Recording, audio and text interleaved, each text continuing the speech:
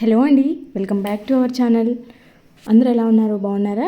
So ఈరోజు ఈ వీడియోలో మీ అందరికీ కూడా చాలా బాగా యూజ్ అయ్యే బెస్ట్ టిప్స్ అయితే షేర్ చేయబోతున్నాను. సో ఎక్కడ స్కిప్ చేయకుండా చివరి దాకా చూడండి. వీడియో నచ్చితే మాత్రం ప్లీజ్ లైక్ చేయండి. అలాగే ఫస్ట్ టైం చూస్తున్న వాళ్ళైతే సబ్స్క్రైబ్ చేసుకోండి. ఇంకా వీడియోలోకి వెళ్ళిపోతే మామూలుగా మనమైతే వీక్లీ వన్స్ బెడ్షీట్స్ మారుస్తూ ఉంటాం కదా. సో చిన్నపిల్లలు ఉండే వాళ్ళైతే ఇంకా తొందరగా మార్చుకుంటూ ఉంటారు. ఇక్కడ మనము యూజ్ చేసే పరుపులు ఎక్కువ రోజులైతే వాటి నుంచి ఎక్కువగా డస్ట్ రావడమో, మనకి ఎలర్జీస్ రావడమో, లేకపోతే అంత దురద పెట్టినట్టు అవ్వడం లాంటివి జరుగుతూ ఉంటాయి. చీమలు కుట్టినట్టు అవుతూ ఉంటాయి, కానీ చీమలు కనపడవు. సో నైట్లో మనకి నిద్ర రాకుండా డిస్టర్బెన్స్గా ఉంటుంది కదా. సో పరుపుల్ని చిన్నపిల్లలు ఉండేవాళ్ళు ఎక్కువ సంవత్సరాలు యూజ్ చేస్తే ఆ ప్రాబ్లం వస్తుంది అనమాట. సో అట్లాంటి ప్రాబ్లం రాకుండా ఉండాలి అని అంటే పరుపుల్ని మీరు క్లీన్ చేసుకునే విధానం కూడా చాలా ఇంపార్టెంట్ అనమాట. మీరు బెడ్షీట్స్ మార్చుకుంటూ ఉంటారు కదా. సో వీక్లీ వన్స్ బెడ్షీట్స్ మారుస్తూ ఉండాలి. మంత్లీ వన్స్ అయినా సరే ఇలా ప్రాసెస్ చేసుకోవాలన్నమాట. మొత్తము బెడ్ మీద ఉండేటి అంటే పరుపుల మీద ఉండే కవర్స్ అన్నీ కూడా తీసేసి నీట్గా డస్టింగ్ చేసేసుకోవాలన్నమాట. సో ఇక్కడ చూడండి, నేనైతే మామూలుగా ఫస్ట్ మ్యాట్రెస్ ఉండే, సో అవి తీసేసి ఇవి దూది పరుపులు మేము ఆర్డర్ ఇచ్చి చేపించామన్నమాట. సో ఇది A1 క్వాలిటీ దూదితో అంటే కాటన్, మంచి ప్యూర్ కాటన్తో చేపించామన్నమాట, ఫస్ట్ క్వాలిటీ కాటన్తో. సో ఇక్కడ చూడండి, దూది పరుపులు దాదాపు ఇవి 7-8 ఇయర్స్ అవుతుంది చేపించేసి. అయినా కూడా ఎక్కడా కూడా గుంతలు పడినట్టు, అణిగిపోయినట్టు అలా ఏం లేదు. మామూలుగా మనం బయట రెడీమేడ్గా కొన్న పరుపులు అయితే మధ్యలో గుంతలు పడడము, ఒక దగ్గర ఎక్కువ ఒక దగ్గర తక్కువగా ఉండడం ఇలా జరుగుతూ ఉంటాయి కదా. సో ఇవైతే మేము దగ్గరుండి కుట్టించాం కాబట్టి సో నీట్గా ఉన్నాయన్నమాట. ఇన్ని సంవత్సరాల నుంచి యూజ్ చేస్తున్నా. ఫస్ట్ మ్యాట్రెస్ అవి ఏంటంటే చిన్నపిల్లలు ఉన్నప్పుడు, అప్పుడు పిల్లలు చిన్నగా ఉన్నప్పుడు వాడినవి తీసేసామన్నమాట. అవంతా కూడా కొంచెం మధ్యలో అణిగిపోయినట్టుగా అట్లా అయిపోయాయి అనేసి.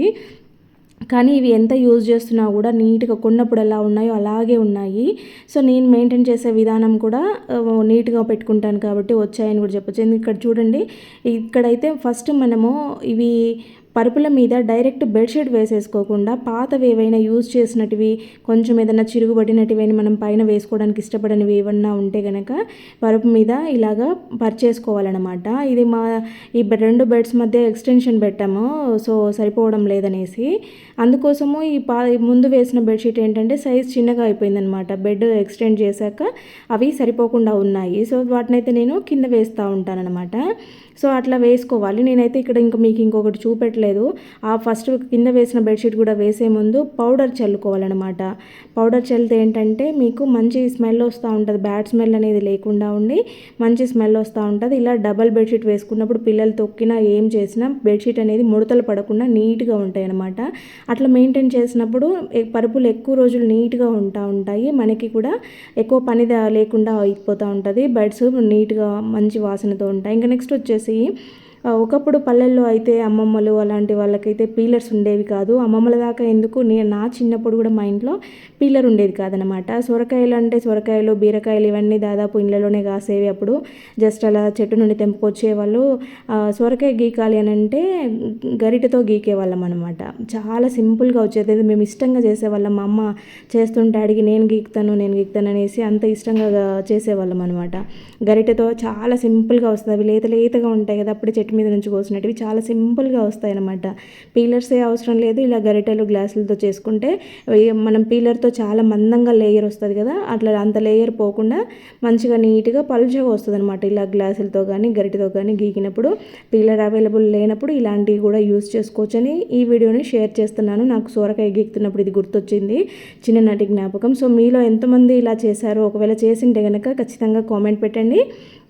ఇంకా చూడండి, ఇలాగ గ్లాస్తో అంటున్నప్పుడు ఇవేంటంటే కొంచెం షార్ప్గా ఉంటే చాలా సింపుల్గా వచ్చేస్తుంది అనమాట. సొరకాయలు కూడా ముదిరిపోయినవి అయితే కొంచెం గట్టిగా వస్తాయి. అదే లేతవైతే జస్ట్ అలా చేస్తుంటేనే చాలా సింపుల్గా వస్తాయి. సో ఇంకా నెక్స్ట్ వచ్చేసి దోశ పెనము మామూలుగా క్లీన్ చేసుకుంటూ ఉంటాం కదా. దోశ క్లీన్ చేస్తే అంటే వాటర్తో కడిగినాక దోశలు సరిగా రావడం లేదు, విరిగిపోయినట్టు అవుతున్నాయి, లేదంటే మందంగా రావడం ఇట్లా జరుగుతూ ఉంది, దోశలు అతుక్కోవడం జరుగుతూ ఉంది అని చాలామంది చెప్తూ ఉంటారు కదా. సో అది నిజమే, కాకపోతే కొన్ని టిప్స్ ఫాలో అవ్వడం వల్ల మనకు విరిగిపోకుండా నీట్గా వస్తాయన్నమాట. అవేంటంటే ఇక్కడ చూడండి, దోశ పెనంని కడిగిన తర్వాత మనము స్టవ్ మీద పెట్టి ఆన్ చేసుకుంటాం కదా, పెనం బాగా హీట్ అయిన తర్వాత మాత్రమే దోశలు వేసుకోవాలి. ఆ పెనము కొంచెం కాలిందిలే ఇంకా వేసేసుకుందాము, హీట్ అయిందిలే అని వేసుకోకూడదు అనమాట. పెనం మంచిగా హీట్ అయినప్పుడు ఇలా ఒక 2-3 డ్రాప్స్ ఆయిల్ వేసేసి మిడిల్లోకి ఆనియన్ కట్ చేసేసి ఆనియన్ని ఆయిల్ మీద పెట్టి రుద్దేయాలన్నమాట. మొత్తం పెనం అంతా కూడా స్ప్రెడ్ చేసినట్టుగా చేయాలి. అప్పుడు మీరు దోశలు వేసుకున్నారనంటే చాలా సింపుల్గా లేసి వస్తాయి దోశలు అనేటివి, అస్సలు విరిగిపోవు. అక్కడ చూడండి ఎంత నీట్గా వస్తాయంటే అంత నీట్గా వస్తాయి. ఇంకొకటి ఆనియన్ ఫ్లేవర్తో చాలా బాగుంటాయి కూడా. లైట్గా ఆయిల్ వేసేసుకొని చూడండి రెడ్గా కాలింది కదా, ఇలా టర్న్ చేసుకుంటే సరిపోతుంది. ఎప్పుడైనా సరే మీరు దోశ పెనం కడిగామో ఇప్పుడు బాగా వస్తాయో రావో అనే డౌట్ ఉండేవాళ్ళు, ఈ ప్రాబ్లం ఫేస్ చేసేవాళ్ళు ఒకసారి ఇలా ట్రై చేసి చూడండి, రిజల్ట్స్ అనేవి మీకే తెలుస్తుంది. ఇంకా దోశలు అయితే కూడా చాలా టేస్టీగా ఉంటాయి. నేనైతే మరీ పేపర్ దోశ అయితే ఎప్పుడు వేయను, అలాగని మరీ మందంగా కూడా వేయను, ఇలా వేసుకుంటూ ఉంటామన్నమాట. ఇంకా నెక్స్ట్ వచ్చేసి డోర్ మ్యాట్స్ని మనము పిండాలంటే కొంచెం కష్టపడాల్సి వస్తూ ఉంటుంది. ఎందుకంటే కాళ్ళకుండే డస్ట్ అంతా కూడా తొక్కుతూ ఉంటాము. సో వీటిని పిండడం అయితే కొంచెం కష్టం అనిపిస్తుంది. కానీ ఈ రకంగా చాలా సింపుల్గా మీరు డోర్ మ్యాట్స్ని అయితే ఈజీగా చేతులు నొప్పి పెట్టకుండా అసలు మిషన్లో కూడా వేయకుండానే ఈజీగా క్లీన్ చేసే ప్రాసెస్ నేను చూపిస్తాను చూడండి. ఫస్ట్ అయితే హాట్ వాటర్ తీసుకోవాలి, ఎంత కాలే నీళ్ళు ఉంటే అంత బెటర్ అనమాట. దాంట్లోకి 1 టేబుల్ స్పూన్ నేను బేకింగ్ సోడా వేసాను. మనం ఇంట్లో వాడుకునే వంటకు వాడే సోడా ఉంటుంది కదా, so baking soda 1 table spoon వేసాను. అలాగే 1 టేబుల్ స్పూన్ నిమ్మప్పు వేసాను, లెమన్ సాల్ట్ అంటాం కదా అది వేసాను. అలాగే 1 టేబుల్ స్పూన్ డిటర్జెంట్ పౌడర్ వేసాను. డిటర్జెంట్ పౌడర్ లేకపోతే మిషన్ లిక్విడ్ అయినా వేసేసుకోవచ్చు. సో వాటన్నిటిని బాగా మిక్స్ చేసేసుకోవాలి, మగ్గుతో కలుపుకొని ఇట్లా మొత్తం అవంతా కరిగేలాగా కరిగిన తర్వాత ఇక్కడ చూడండి డోర్ మ్యాట్ని అయితే నేను బయట పెట్టాను. సో వానకి తడిచి పక్కనున్న కొబ్బరి పీచు అంతా అంటుకునింది. సో ఇవైతే బాగా డస్ట్ బట్టి వేసి ఉన్నాయి కదా, సో వీటిని నేను ఎటువంటి చేతులు పిండకుండానే, బ్రష్ పెట్టకుండానే, బండకేసి కొట్టకుండానే నీట్గా ఎంత బాగా చక్కగా వస్తాయో మీరే చూడండి. లైవ్లో మీ ముందే పిండి చూపించేస్తాను. ఇక్కడైతే ఫస్ట్ ఈ వాటర్లో సర్ఫ్ ఇవన్నీ కూడా బాగా కరిగిన తర్వాత వీటిని వేసేసుకొని మీరు ఏదైనా కర్ర తీసుకొని, ఎందుకంటే అక్కడ హాట్ వాటర్ వేసాం కదా, సో అది కాలుతుంది అనమాట. అందుకోసము ఏదైనా కర్రని కానీ రాడ్ కానీ ఏదైనా మీకు అవైలబుల్ ఉంటే స్టిక్ తీసుకొని ఇలాగా ప్రెస్ చేయండి. కొద్దిసేపు బాగా ఇలాగ ఒక 5 మినిట్స్ దీన్ని ఇలాగా చేసేయండి. ఎందుకంటే ఇది ఇట్లా నీళ్ళల్లో మనము ఒత్తుతూ ఉన్నప్పుడు దాంట్లో నుంచి మురికంతా కూడా వస్తూ ఉంటుంది అనమాట. కాబట్టి కొద్దిసేపు ఇలాగ చేసి ఒక 10 మినిట్స్ పక్కకు వదిలేసేయండి. అంటే కొద్దిసేపు నానితే ఇంకా బాగుంటుంది అనమాట. సో ఇలాగ చేసి పక్కకు ఒక 10 మినిట్స్ వదిలేయండి. 10 మినిట్స్ తర్వాత మళ్ళీ మీకు చూపిస్తాను చూడండి. ఇక్కడ 10 మినిట్స్ తర్వాత జస్ట్ వాటర్ని చూపిస్తున్నాను, ఇంకా నేను వీటిని ఏం చేయలేదు, కర్రతో అన్నాం కదా, సో అప్పుడు రిలీజ్ అయిందనమాట ఈ డస్ట్ అంతా కూడా. వాటర్లోకి ఎలా వచ్చేసింది చూడండి, నల్లగా అయిపోయే వాటర్ అయితే. ఇప్పుడు వీటిని కొంచెం వేడి తగ్గి ఉంటుంది కాబట్టి మనము బాగా చేతులతో ఇలాగా చేయాలన్నమాట. చూడండి ఇక్కడ నేను మీకు లైవ్లోనే చేసి చూపిస్తాను అవి ఎంత బాగా వచ్చేస్తాయో. ఎలాంటి బ్రష్ పెట్టాల్సిన పని లేకుండా జస్ట్ మీరు ఇలాగా చేత్తోనే అదే బకెట్లో ఇలాగా ఒత్తుతూ ఉండండి. కొద్దిసేపు ఒక 5 మినిట్స్ అలా ఒత్తితే మీకు దాంట్లో ఉండే మురికంతా వస్తుందన్నమాట.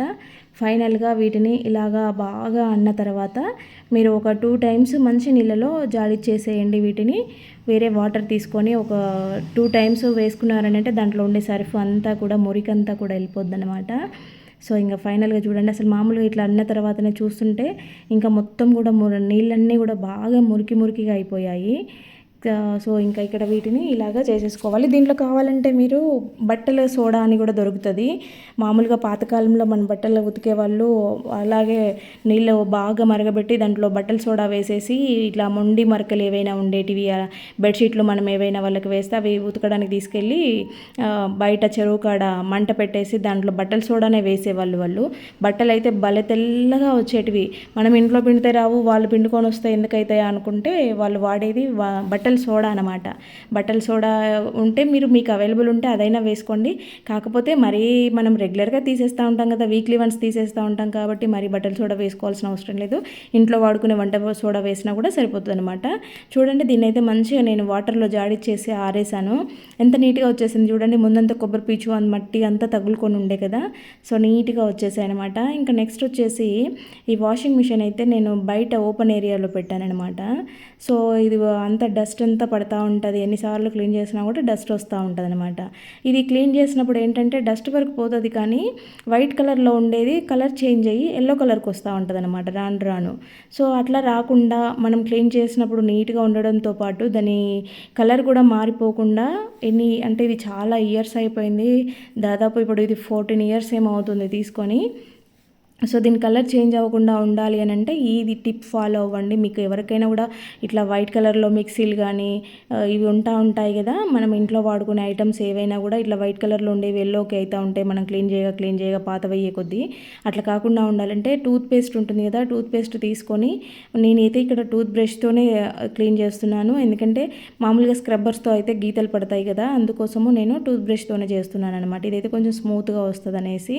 అంతేకాకుండా దీనికి ఇక్కడ ఉన్నాయి కదా, నేను క్లీన్ చేస్తున్న దగ్గర చూడండి, ఆ చిన్న వాటి దగ్గర ఏంటంటే ఇవి లైన్స్ లాగా ఉండి దాంట్లో ఇరుక్కుంటుంది అనమాట దుమ్మంతా. అప్పుడు ఈ బ్రష్తో అయితే చాలా ఈజీగా సింపుల్గా వచ్చేస్తుంది, నీట్గా వచ్చేస్తుంది. ఆల్రెడీ నేను అక్కడ క్లీన్ చేస్తున్న టైంలోనే దాని కలర్ మారిపోతుంది చూడండి, మంచి వైట్గా వచ్చేసింది. ముందు వేరేగా చేసేదాన్ని కాబట్టి అక్కడ పైన ప్లేస్ అంతా కూడా ఎల్లో లాగా అయిందనమాట. సో దీని ఏంటంటే లోపల స్విచ్చెస్ అవి ఉంటాయి కాబట్టి వాటర్ పోస్తే ఏంటంటే షాక్ కొట్టే ప్రమాదం ఉంటుంది, కాబట్టి దీంతో వాటర్ పోసి క్లీన్ చేయకూడదు, క్లాత్ తీసుకొని చేసుకోవాలి. నేనైతే ఇక్కడ మనము కిచెన్లో వాడుకునే స్పాంజ్ ఉంటుంది కదా, సో దాంతో తుడుస్తున్నాను అనమాట. నీళ్ళంతా గట్టిగా పిండేసి తుడుస్తున్నాను, దీంతో బాగా నీట్గా వచ్చేస్తుంది.